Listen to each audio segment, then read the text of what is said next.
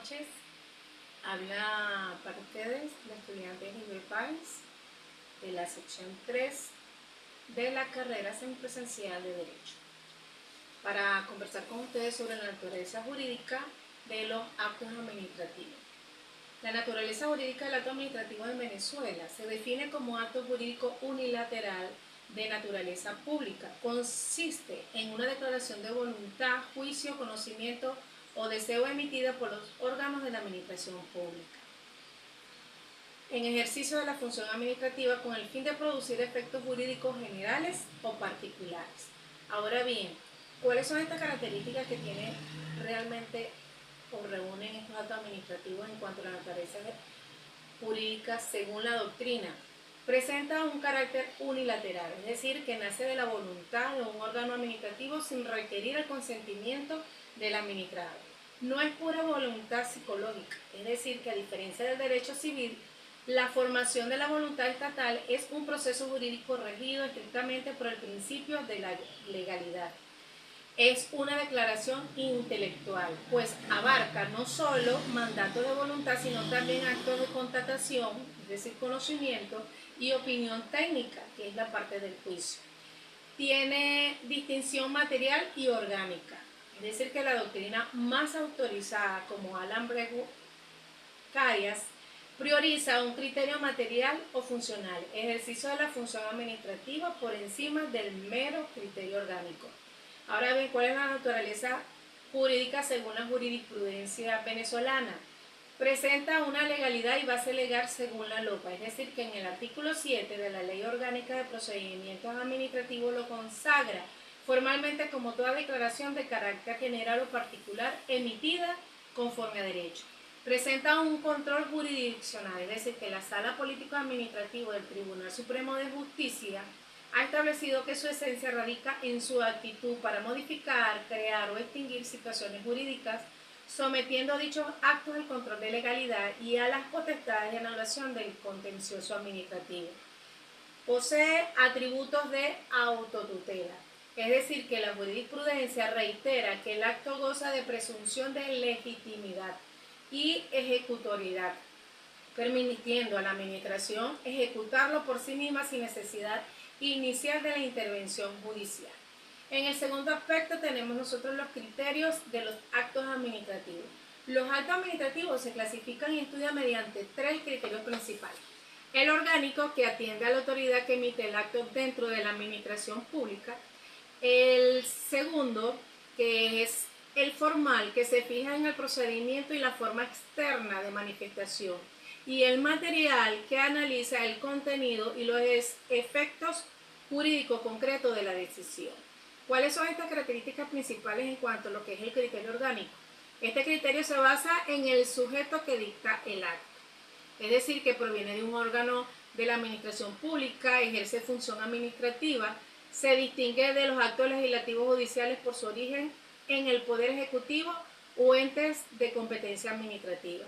En cuanto al criterio formal, este criterio se fija en la forma externa y en el procedimiento de formación del acto.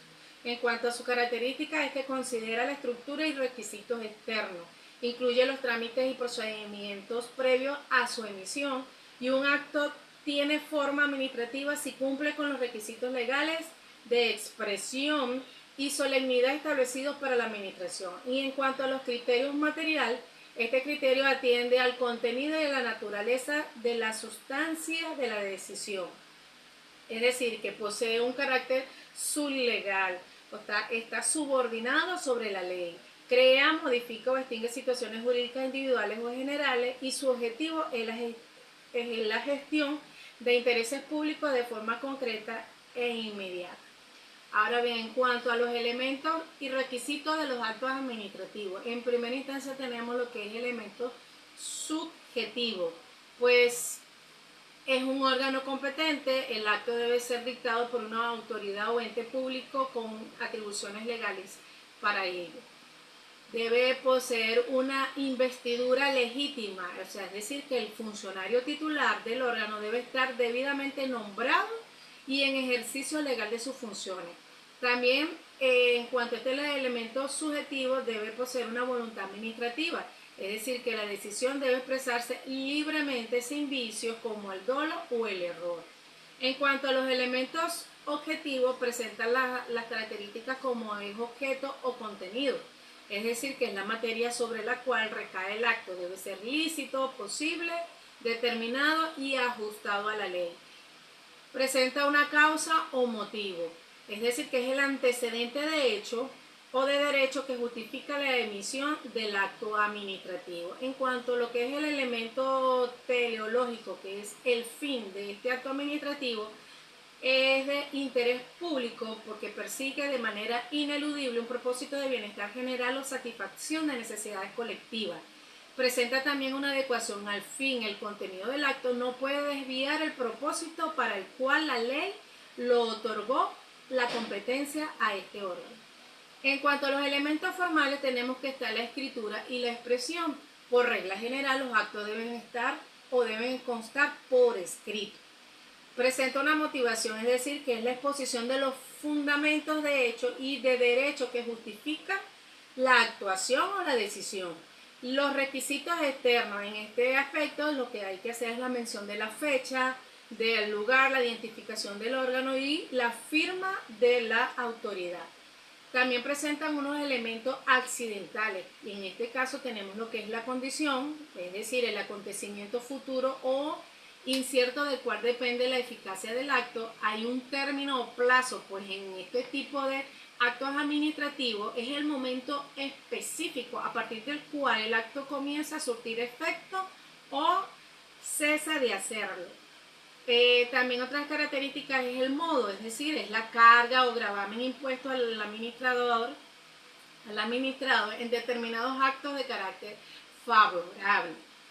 Con respecto al siguiente punto, se habla del fundamento constitucional y legal de los actos administrativos, pues ellos están contemplados en la Constitución de la República Bolivariana de Venezuela, en la Ley Orgánica de Procedimientos Administrativos y la Ley Orgánica para la Administración Pública. En cuanto a este fundamento constitucional, tenemos el principio de legalidad en el artículo 137 y el 156 de la Constitución de la República Bolivariana. Está el principio de la administración pública en el artículo 141 de la Constitución.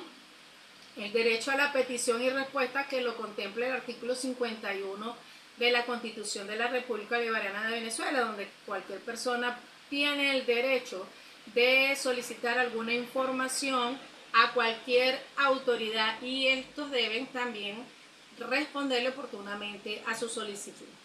En cuanto a la fundamentación legal, está la definición legal de los actos administrativos en el artículo 7 de la LOPA, el límite de la potestad, que es el artículo 10 de la LOPA, que ningún acto puede crear sanciones, modificar las existentes, ni fijar impuestos o contribuciones de derecho público sin estar autorizado previamente en una ley formal. Está la obligación de motivación en el artículo 9 de la LOPA y la jerarquía y validez que están contemplados en el artículo 13 y 19 de la LOPA. Ningún acto puede violar normas de superior jerarquía. Establecen las causales de nulidad absoluta como la incompetencia manifiesta o la omisión total del procedimiento, tal también como lo establece la Constitución de la República Bolivariana de Venezuela cuando se habla de la jerarquización de la norma.